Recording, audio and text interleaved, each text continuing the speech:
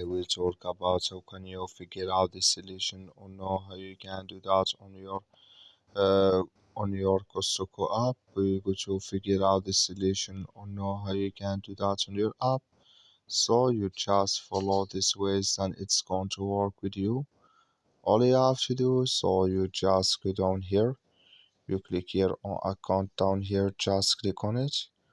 So then you come to next step here. It's going to show for you like this. Then all you have to do next step, you just go down here, you keep going down here. So then you come here to renewal here, just click on it. So then you come to next step here, it's going to show for you like this here. Just switching to open video.